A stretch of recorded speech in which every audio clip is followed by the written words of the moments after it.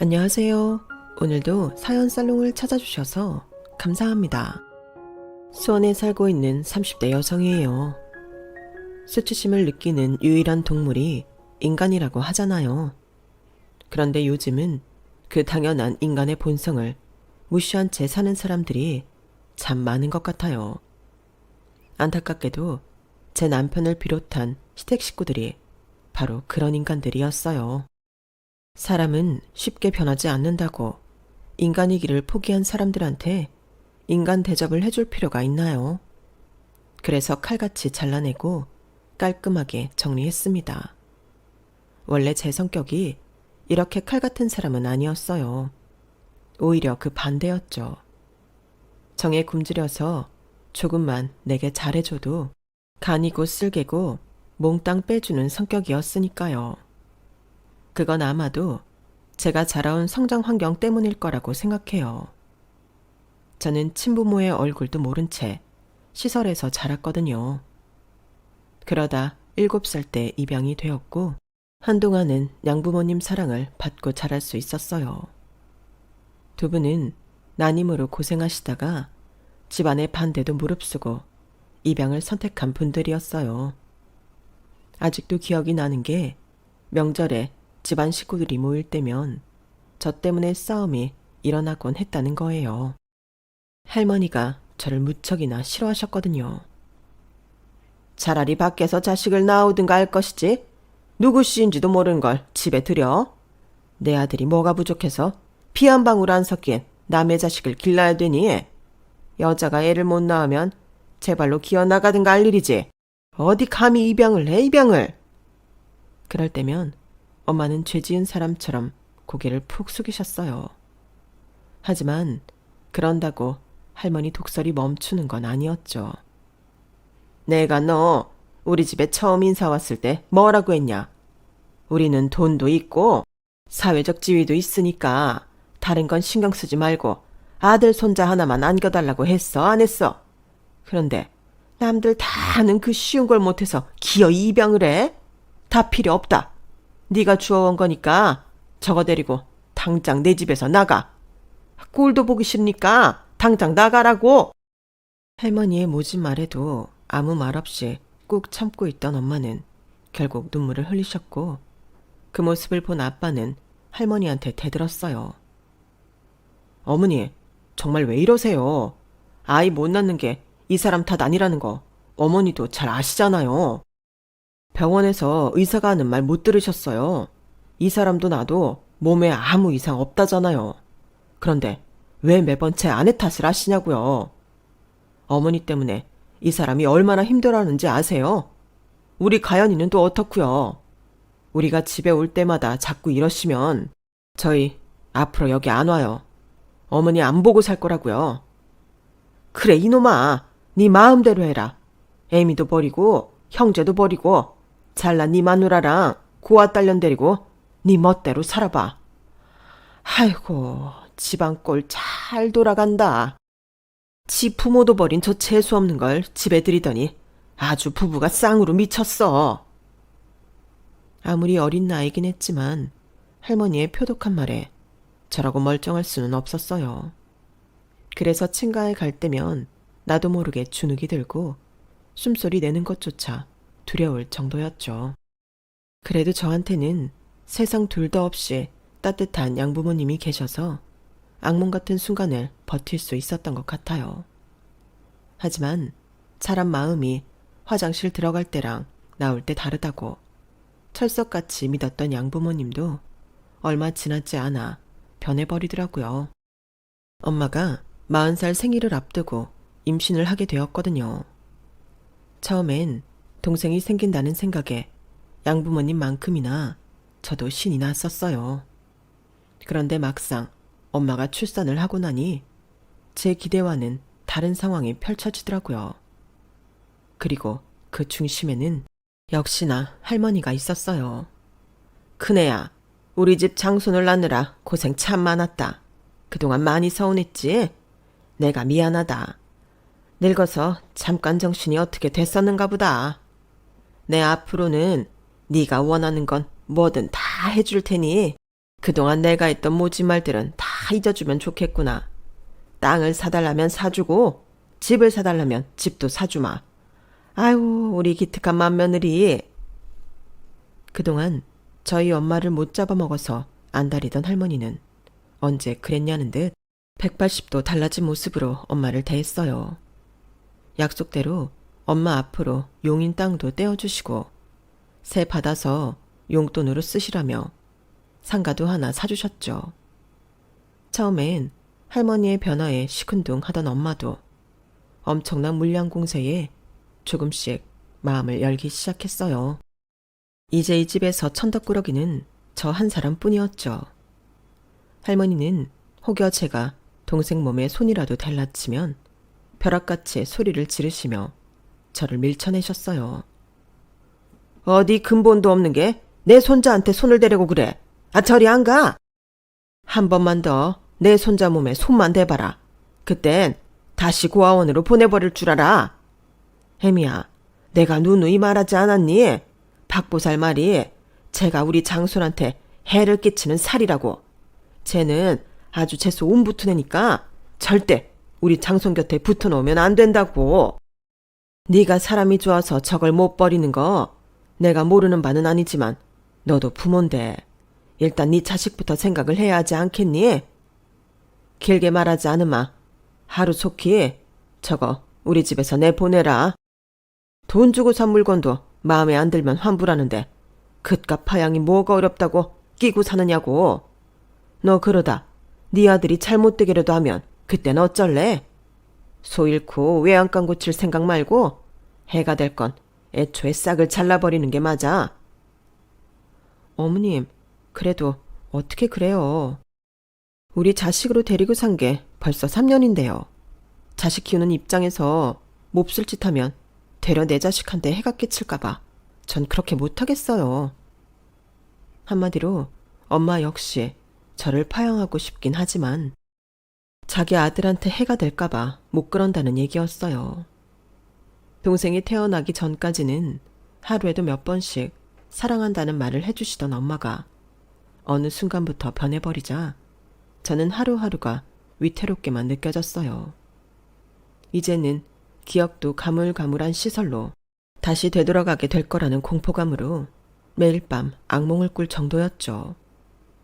제가 파양될지 모른다는 두려움에 떨고 있는 동안 엄마는 점점 더 할머니처럼 변해갔어요.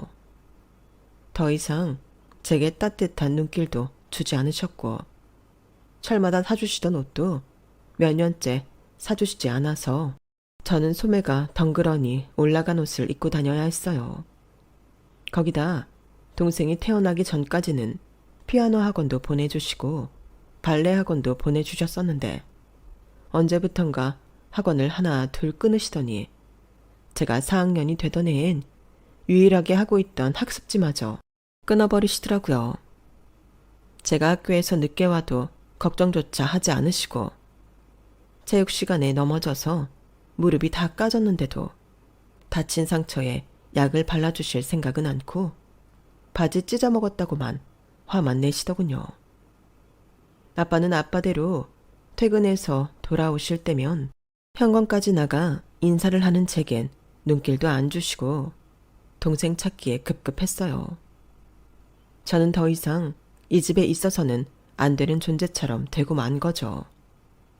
그 무렵 양부모 눈밖에 난 저를 유일하게 챙겨준 건 학교 앞 떡볶이집 아주머니였어요. 아주머니는 학교를 파하고도 좀처럼 집에도 안 가고 학교 주위를 배회하는 저를 불러 컵볶이도 주시고 떡꼬치도 주시곤 했어요. 찢어진 제 가방도 손수 꿰매주기도 하셨고요. 아주머니와 친해진 이후로는 학교가 끝나면 을에 아주머니 가게에 가서 일도 도와드리고 빈 테이블에 앉아 숙제도 하곤 했어요. 그러다 제가 처한 상황도 얘기하게 되었죠. 아줌마, 어쩌면 저 앞으로 여기 못 올지 몰라요. 어제 엄마랑 아빠가 하는 얘기를 몰래 들었는데 저를 다시 시설로 보내실 생각인가 봐요. 저는 재수가 없는 애라서 제 동생한테 해를 끼칠 거라고 그랬대요. 아니, 누가 그런 말도 안 되는 소리를 했대? 저희 할머니가 어디 가서 물었더니 그랬다나 봐요. 나를 내쫓지 않으면 내 동생이 크게 다칠 거라고요. 아줌마가 보기에도 제가 그렇게 재수없는 애 같아요? 제 물음에 아주머니는 아무 말도 못하고 눈물이 그렁한 눈으로 저를 바라보셨어요. 그리고는 와락 끌어안으시며 그러더군요. 세상에 재수없는 아이는 없어. 그건 다 나쁜 어른들이 자기 편하자고 멋대로 지어낸 얘기지. 아줌마 눈에는 이 세상에 가연이만큼 착하고 예쁜 아이가 없는걸. 그러니까 그런 말은 다 잊어버려. 순간 떡볶이 아주머니가 진짜 우리 엄마라면 얼마나 좋을까 하는 생각을 했어요.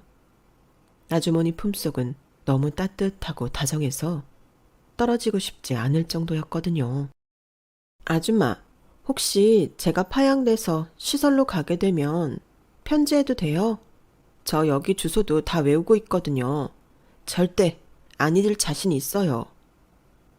그러자 아주머니는 손등으로 눈물을 싹 닦으며 그러셨어요. 그래, 아줌마한테 꼭 편지 보내. 그럼 아줌마가 가연히 찾아갈게. 약속? 그동안 제가 만났던 어른들은 하나같이 쉽게 약속을 저버리는 사람들이었기 때문에 그날 아주머니의 약속 역시 그와 같을 거라고 생각했어요. 그런데 제가 파양돼서 시설에 돌아간 지 한 달도 안 돼서 정말 아주머니가 저를 찾아오셨더라고요. 제가 보낸 편지를 받자마자 달려오신 거였죠. 아주머니는 저를 보자마자 와락 끌어안으시곤 소리 죽여 울먹이며 제 등을 쓸어주셨어요. 괜찮아. 조금만 참고 기다려. 아줌마가 꼭 데리러 올 테니까. 그땐 그 말이 정확히 어떤 의미인지 몰랐어요.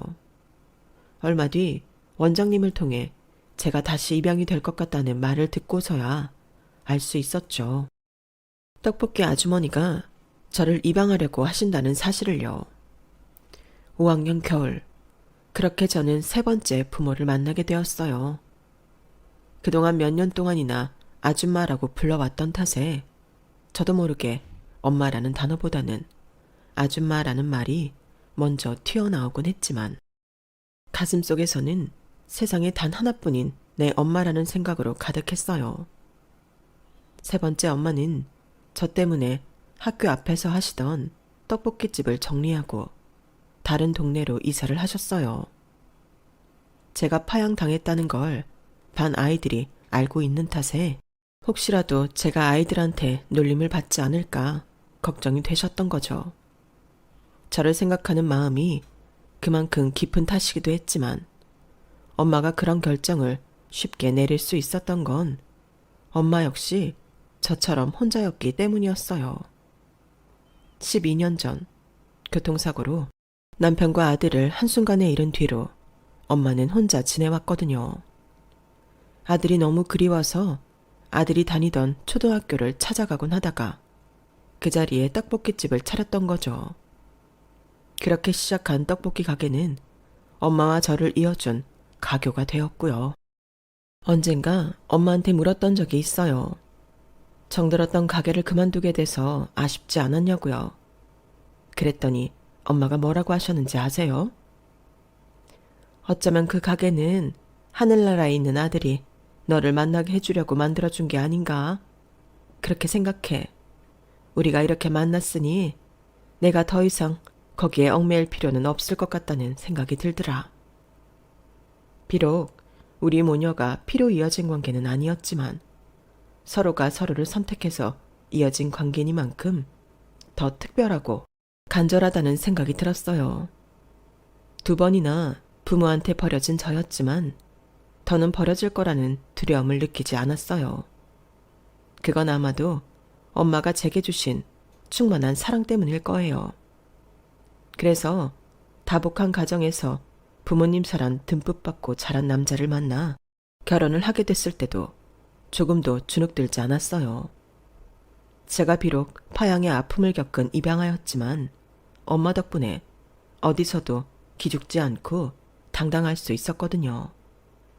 거기다 남편도 그렇고 시댁 식구들도 그렇고 입양아인 제게 무척 따뜻하게 대해주어서 어린 시절 겪었던 아픔은 다시 없을 것 같았어요.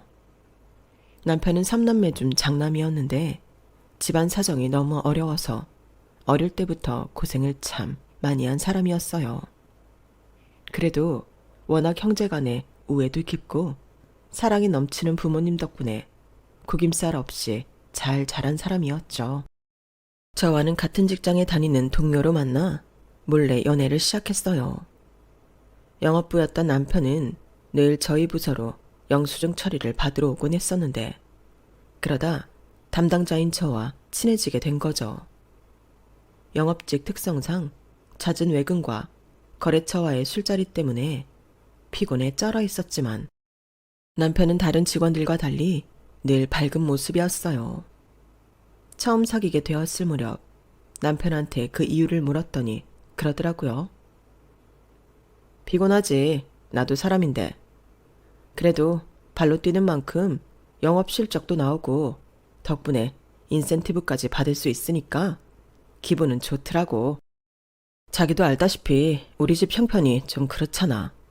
내가 취직하기 전까지는 정말 하루하루가 막막했지. 그래도 지금은 내 월급으로 동생 학원비도 내주고 생활비에 도움도 줄 수 있으니까 너무 행복해. 남들보다 덜 받고 태어난 걸 야속하게 생각하지 않고 가진 거 안에서 행복을 찾으려는 남편을 보니 저도 덩달아 생각이 긍정적으로 변하는 것 같았어요. 그래서 이런 남자라면 평생을 같이 살아도 웃고 살 수 있겠다 생각했죠. 5년간의 긴 연애 기간 동안 우리는 번듯한 데이트 한번 해본 적이 없었어요. 남편은 버는 족족 가족들 건사하는 데 써야 했거든요.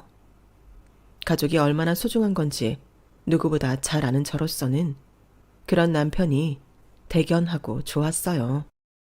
다만 나이가 점점 들어가자 결혼에 대한 걱정은 조금씩 되기 시작했죠. 적어도 결혼을 하려면 부모로부터 독립할 수 있는 집 정도는 마련을 할 수 있어야 하는데 남편 상황에서는 꿈도 꾸기 힘들었거든요. 그래서 엄마한테 그 얘기를 했더니 어렵게 말을 꺼내시더라고요. 니들이 부담스럽지만 않다면 여기서 같이 사는 건 어떠니? 여기 살면서 돈 모아 전셋집이라도 얻어나가면 되잖아. 물론 그쪽 부모님들이 허락을 하신다면 말이야.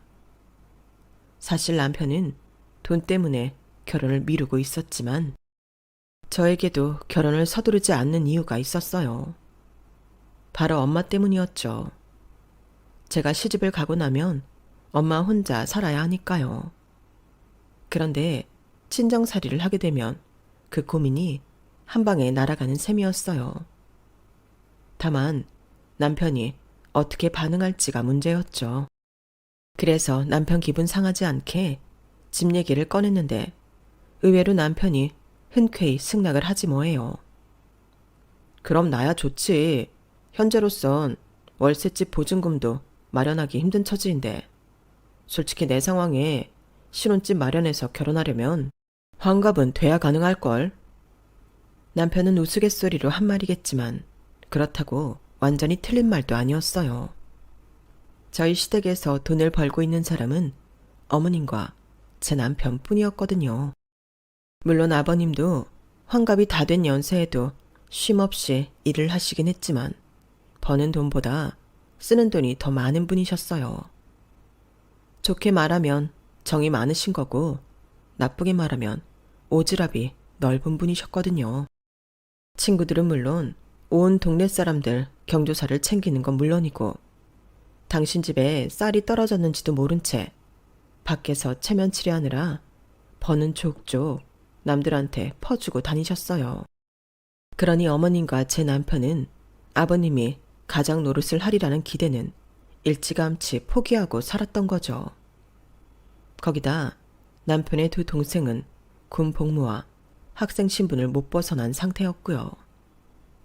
남편은 처가살이를 반기면서도 한편으로는 걱정을 했어요. 그런데 자기 어머님이 나 때문에 불편하시지 않을까? 여자만 살던 집에 남자가 하나 들어가려면 여러모로 불편할 거 아니야. 그런 거라면 걱정 안 해도 돼.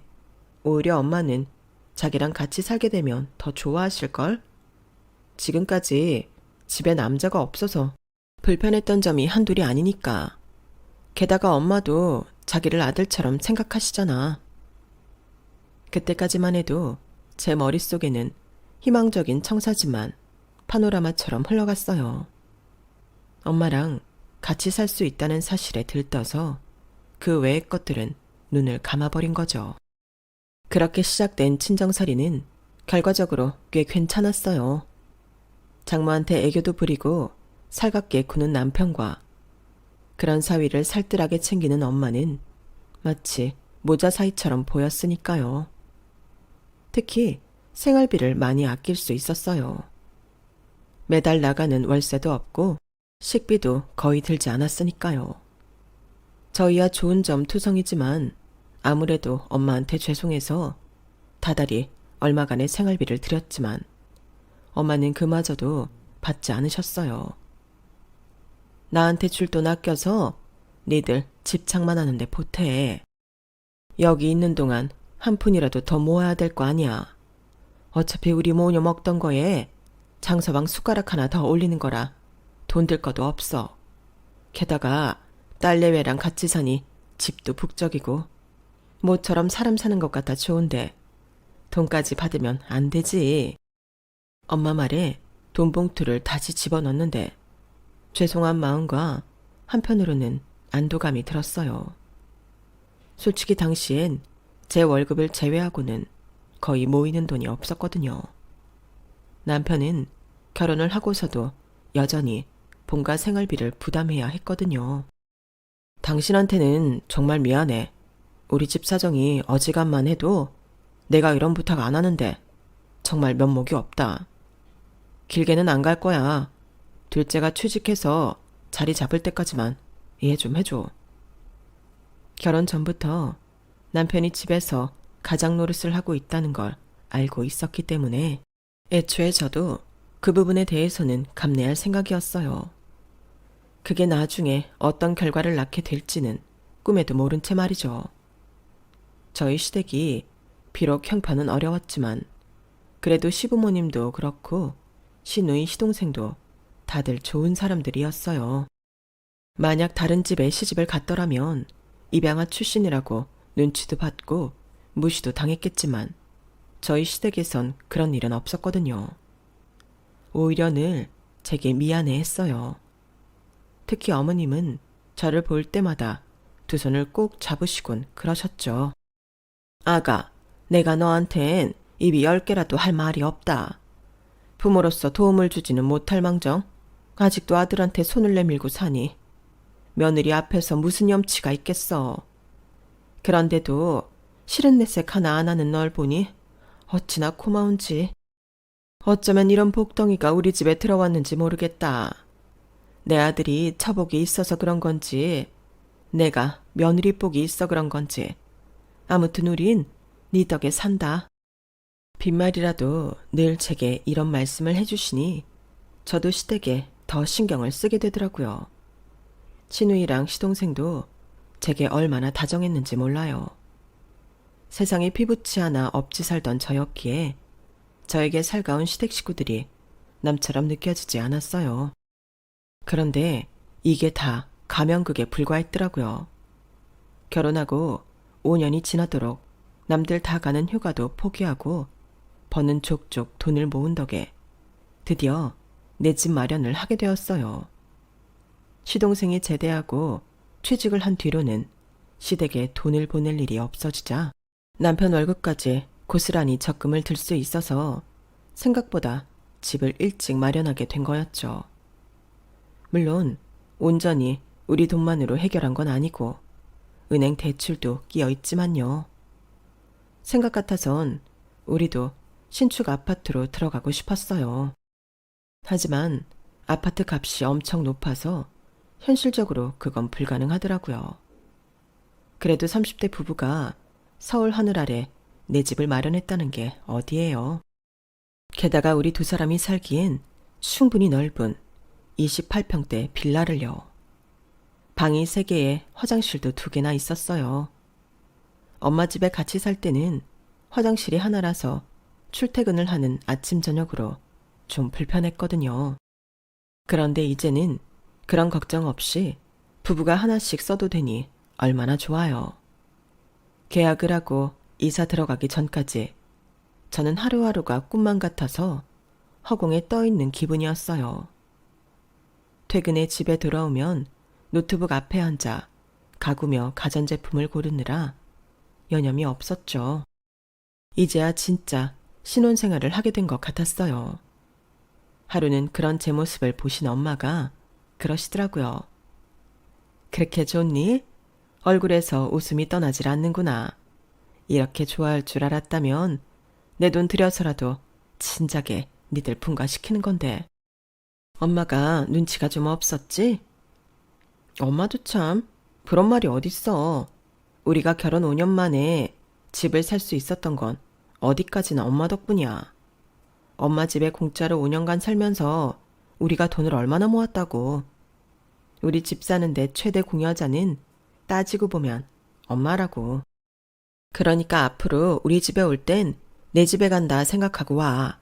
엄마 방도 하나 따로 만들어 놓을게. 그이도 그러자고 할 거야. 아서라, 5년이나 데리고 산 장모가 뭐가 반갑다고 그래. 너야 내 딸이니 모르겠지만 장서방은 그동안 얼마나 눈치 보며 살았겠니. 모처럼 니들 둘이 살게 됐으니 늦은 신혼도 마음껏 즐기고 무엇보다 이젠 제발 애 가질 생각 좀 해. 알았어. 안 그래도 집 문제만 해결되면 바로 가질 생각이었어. 사실 그동안 임신이 안 됐던 건 아니었어요. 결혼하고 몇 달 안 돼서 아이가 생겼었지만 당시 회사 일이 워낙 바빠서 그랬는지 임신 5주차에 자연 유산이 되어버렸어요. 유산이 되고 나니 뱃속의 아이를 지키지 못했다는 생각에 많이 힘들더라고요.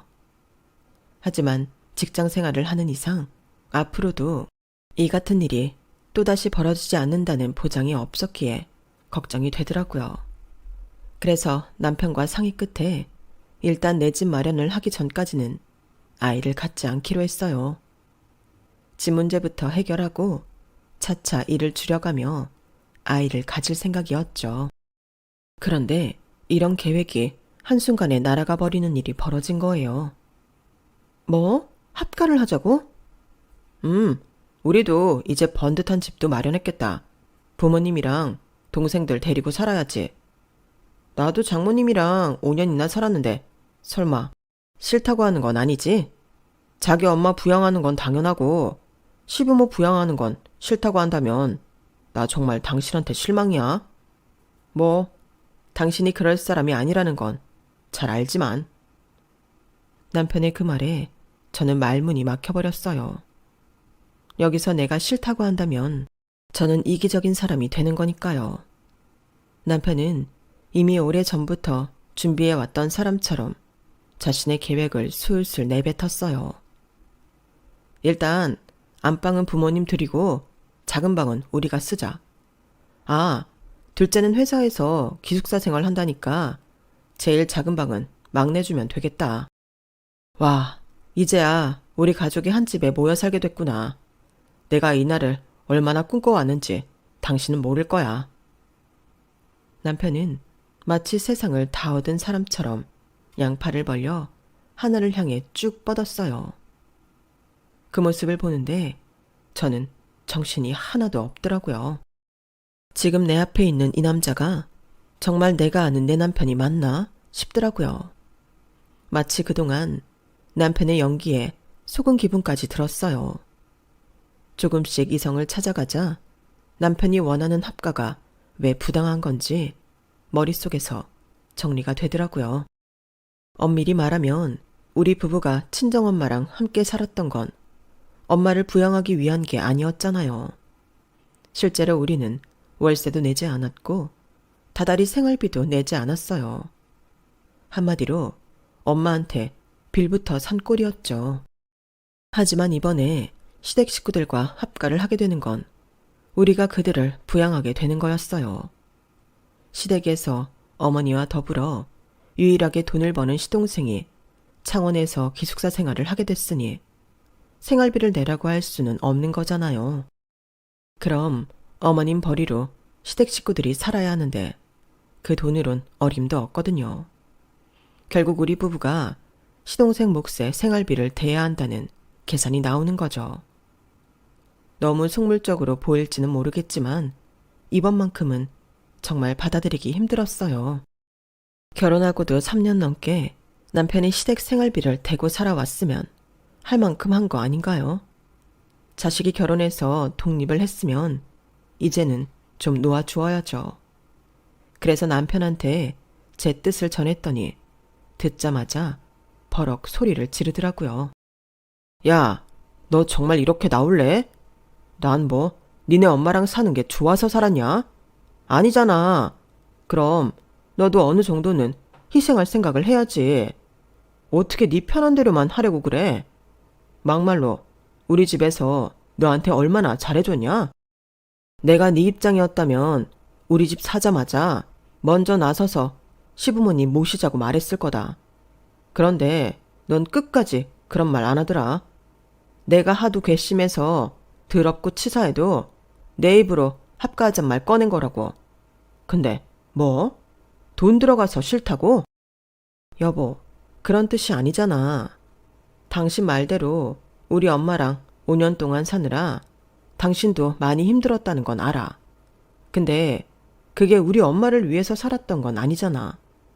우릴 위해서 산 거였어. 오히려 엄마는 우리 부부 데리고 살면서 생활비도 더 썼고 사위 눈치까지 보고 사셨다고. 그 덕에 우리가 돈 모아서 집 산 거잖아. 이번 합가랑은 완전 경우가 다르다고. 야, 됐어. 다 필요 없고 난 절대 못 물러서. 난 내 집에서 부모님이랑 내 여동생 데리고 살 테니까 싫으면 넌 니네 엄마랑 살아. 남편은 더 들을 것도 없다며 자리를 털고 일어났어요. 엄마도 안방에 계신데 들으라는 듯이 쾅 소리가 나게 현관문을 닫고 나가더군요. 결혼하고 5년 만에 처음으로 크게 싸운 거라서 어떻게 상황을 정리해야 할지 모르겠더라고요. 그래서 엄마한테 조언을 구하려고 방금 전에 있었던 일을 얘기했더니 엄마가 그러시는 거예요. 장서방 입장에서 생각하면 네 말이 서운하긴 했을 거야. 상황 때문에 우리 집에 들어와 살긴 했어도 장서방 입장에선 장모 부양하고 산 걸로 받아들여질 테니까. 그럼 어떡해. 이대로 시부모님이랑 시누이까지 데리고 살란 말이야?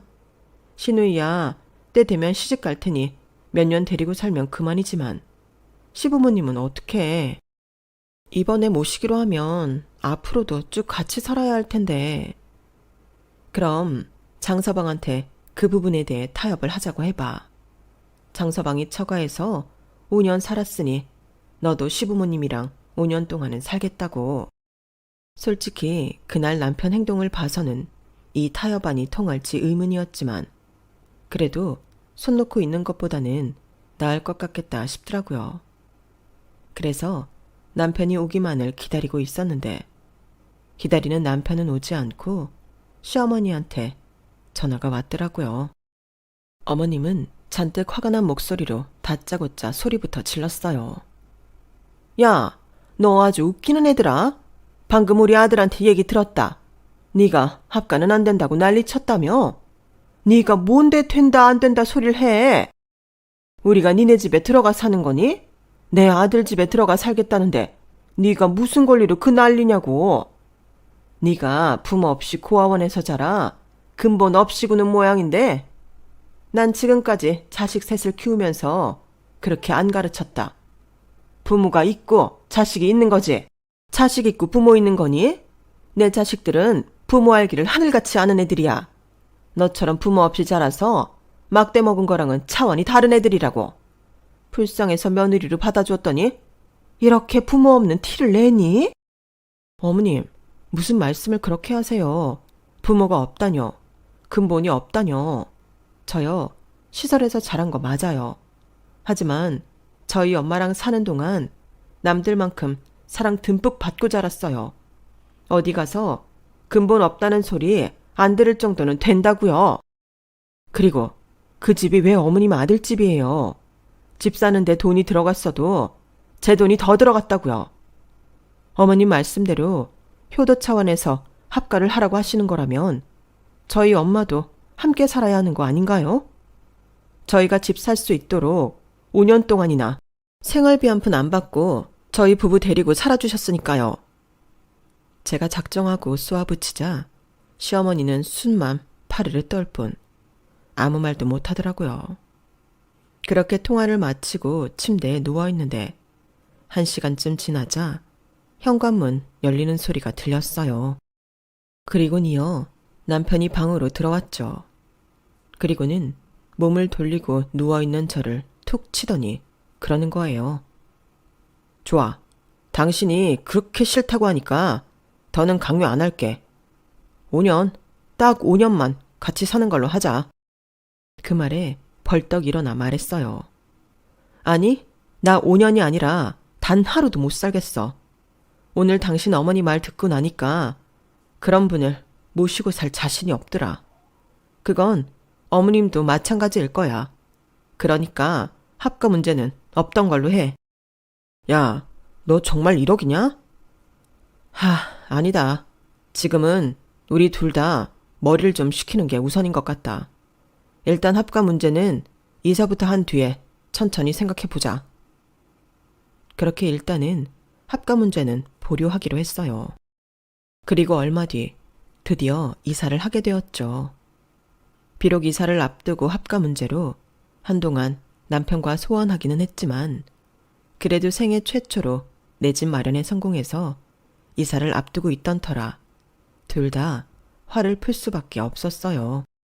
소파와 냉장고, 세탁기, 침대같이 규모 있는 것들은 이사할 집으로 배송 요청을 한 상태라서 저희 부부는 엄마 차에 옷과 책, 그 밖에 자질구레한 짐만 싣고 저희 집으로 향했어요. 그렇게 집 근처까지 왔는데 골목 안에 이삿짐 센터차가 주차돼 있는 거예요. 저희 빌라에 누가 이사를 들어오는 모양이더라고요. 그래서 일단 짐부터 내려놓고 옮기기로 했어요. 이삿짐 트럭이 저희 집 주차장을 막고 있어서 엄마 차를 세워둘 곳이 없었거든요. 엄마는 근처에 주차할 곳을 찾아보시겠다며 차를 끌고 가셨고요. 그렇게 남편과 둘이 짐을 옮기는데 글쎄 저희 집 현관문이 열려있지 뭐예요. 그러자 남편이 화색을 띠며 집 안으로 달려 들어가더라고요. 뭐야? 벌써 도착한 거야? 앞에 세워둔 이삿짐 차로 온 거였구나. 난 또 같은 빌라에 누가 이사 오나 했네. 엄마, 안방은 엄마랑 아빠가 써. 새벽에 화장실 자주 가잖아. 수진이는 저 끝에 있는 작은 방 써라. 야, 우리 식구가 한 집에 모이니까 좋네. 짐을 들고 현관에 들어서 보니 남편은 신이 나서 시댁 식구들한테 방을 나눠주고 있었어요. 불과 며칠 전까지도 합가 문제는 보류하자고 하더니 이렇게 제 뒤통수를 치네요. 그제야 현관에 서 있는 저를 발견한 시어머니는 눈에 힘을 주고는 냉랭하게 말했어요. 왔니? 좀 늦었구나. 이삿날인데 일찍 와서 집 청소부터 해놓으면 좀 좋니? 이 집 다 쓸고 닦느라 나랑 수진이가 아주 땀범벅이 됐다. 아, 뭐하고 서 있어? 왔으면 빨랑빨랑 짐부터 옮기지 않고. 기가 막혀서 한숨을 푹 쉬는데 남편이 슬쩍 제 눈치를 보고는 그러는 거예요. 상황이 좀 그렇게 됐어. 본가 집주인이 보증금을 올려달라고 했더나 봐. 그래서 겸사겸사 우리 집으로 오시라고 했어.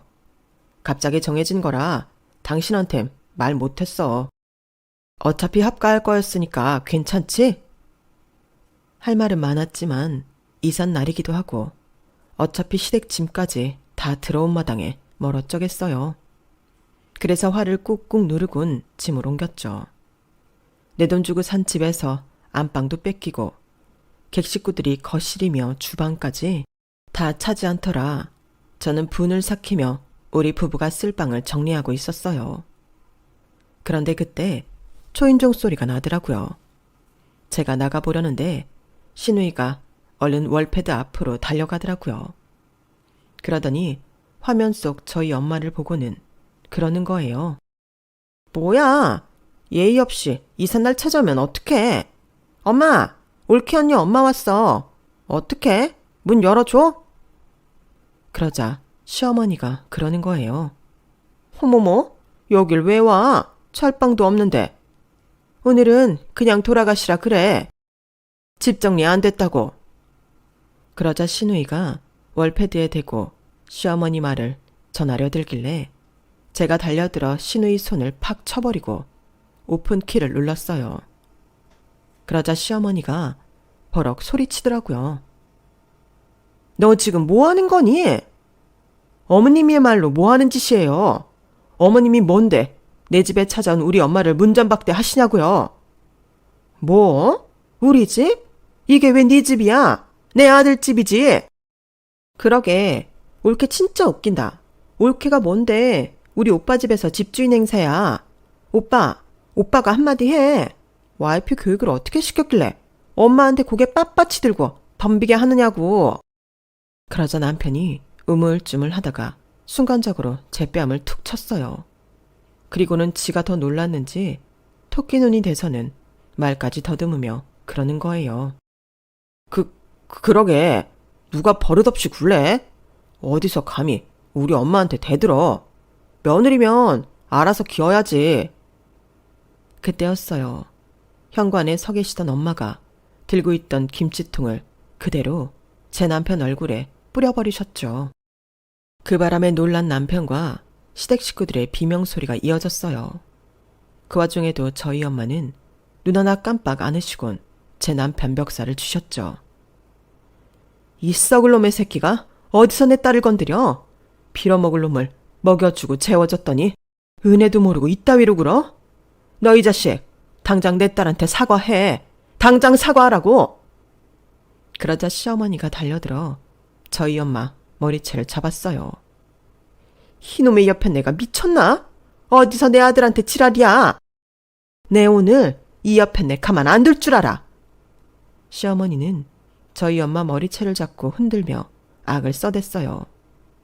그래서 제가 달려들어 시어머니를 밀쳐냈어요. 그만하세요. 그 손 놓으시라고요. 제 완력에 시어머니는 결국 손에 쥔 저희 엄마 머리카락을 놓았어요. 그리고는 분하다는 듯 씩씩거리더라고요. 이 와중에도 남편은 상황을 중지할 생각은 않고 씩씩거리며 저희 엄마를 노려보더라고요. 당신 뭐하고 서 있어? 그 꼴로 우리 엄마 노려보면 뭘 어쩔 건데? 왜? 김치 싸대기 맞은 게 그렇게 억울해? 그러게, 애초에 왜 이 집에 당신 식구들을 멋대로 들인 건데? 왜 그렇게 염치 없이 구는 거냐고. 당신들도 똑같아요. 적어도 인간이라면 염치는 챙기고 살아야죠. 그동안 결혼한 자식한테 생활비까지 원조받고 살았으면 이제는 좀 당신들 힘으로 살아야 하는 거 아니에요? 무슨 낯짝으로 이 집에 살겠다고 개떼처럼 달려드는 거냐고요. 왜요? 또 이 집에 당신 아들 집이란 소리 하려고요? 웃기지 마세요. 이 집 사는데 당신 아들 돈은 고작 3천 들어갔어요. 은행 융자 빼고 2억 5천 들어간 집에 당신 아들 돈은 꼴랑 그거밖에 안 들어갔다고요. 나머지는 다 내 돈이랑 우리 엄마가 대준 돈인데 이게 어떻게 당신 아들 집이냐고요. 그뿐인가요? 지난 5년 동안 당신 아들은 우리 엄마 집에서 돈 한 푼 안 내고 무의도식했어요. 5년이면 월세만 해도 3천이 넘고 식비만 해도 2천만 원은 나오는데 그걸 한 푼도 안 내고 살았으니 이 집 살 때 낸 3천만 원은 이미 월세로 까고 없는 거나 마찬가지예요. 되려 우리 엄마가 이 사람한테 돈을 더 받아야 하는 상황이란 말이에요. 그런데 우리 엄마를 자기 멋대로 내쫓아요? 이 집에서 나가야 할 사람들이 누군데? 이렇게 된 거 이 자리에서 확실히 할게요. 저 이 남자랑 더는 못 사겠어요. 그러니까 지금 당장 내 집에서 짐 빼고 다들 나가주세요. 당장 나가라고요! 그제야 남편은 저와 저희 엄마한테 미안하다고 사과를 하더라고요. 그 와중에도 시어머니는 법대로 하라고 배짱을 부리셨고, 아버님은 집안꼴 잘 돌아간다고 한탄하시며 담배만 푹푹 피워댔어요. 결국 경찰까지 출동해 상황을 정리하게 되었어요. 끝까지 법대로 하라며 거실에 대자로 누워 시위를 하던 시어머니는 경찰 손에 끌려 나가셨고, 시아버지는 짐을 싣고 왔던 이삿짐 트럭에 다시 짐을 실어 담고는 어디론가 가셨어요. 남편은 남편대로 여동생과 함께 시어머니가 끌려간 파출소로 달려갔고요. 아수라장이던 집에는 저와 엄마만 남아서 바닥에 말라붙은 김치 국물과 찢기고 깨진 살림들을 정리했어요. 모녀가 머리는 산발이 된 채 청소를 하고 있으려니 웃음이 나더라고요. 제가 남편한테 뺨을 맞던 순간 이성을 잃고 사위한테 김치를 내던지던 엄마가 떠올랐거든요. 엄마, 그렇다고 사람한테 김치를 던지면 어떡해. 웃겨서 죽는 줄 알았잖아. 아, 오죽하면 내가 그랬겠니. 그놈이 너한테 손대는데 순간 눈이 휙 뒤집어져서는 나도 모르게 그랬지 뭐. 아우, 맛이 들어서 지금 먹기 딱 좋은 김치였는데 아까워서 어째. 근데 정말 이혼할 거니? 학과 문제로 그이랑 싸우면서 어느 정도 마음먹고 있었어. 끝낼 용기가 안 나서 속에만 담고 있었는데 오늘 엄마가 보여준 김치 싸대기에 용기가 확 나더라고. 사람은 고쳐 쓰는 거 아니라고. 오래 살아봐야 오늘 같은 일만 반복될 뿐이야. 결심 섰을 때 끊어내는 게 맞는 것 같아. 결국 그렇게 우리 부부는 결혼 5년 만에 이혼을 하게 되었어요. 결혼할 때 남편은 재산 분할을 해야 한다며 집의 반은 자기 소유라고 우겨댔지만 제가 변호사를 대동하고 찾아가자 더는 고집을 안 부리더라고요. 자기도 여기저기에 이혼 상담을 해보고 받아낼 게 없다는 걸 알고 있었던 거죠. 저는 현재 제 소유의 이 집에서 엄마와 둘이 살고 있어요. 엄마가 살던 집은 오래돼서 낡은 데다 재개발 소식이 있어서 집값이 많이 올랐길래 팔고 저희 집으로 옮긴 거였죠. 오랜만에 엄마 무릎을 베고 누워 TV를 보고 있자니 세상 그렇게 편할 수가 없는 거예요. 내가 뭐하러 그 고생을 하고 결혼 지옥 속에서 살았나 싶을 정도로요. 그래서 앞으로는 엄마와 단 둘이 인생을 즐기며 재미있게 살아보려 합니다. 지금까지 제 사연을 들어주셔서 감사합니다. 마음을 둘 수 있는 가족이 있다는 건 참 행복한 일인 것 같습니다. 가족들과 항상 행복하시길 진심으로 바랍니다. 여러분, 사연 댓글에 응원과 현명한 조언 부탁드려요. 좋아요와 구독은 저에게 큰 힘이 됩니다. 오늘도 좋은 일 가득하세요.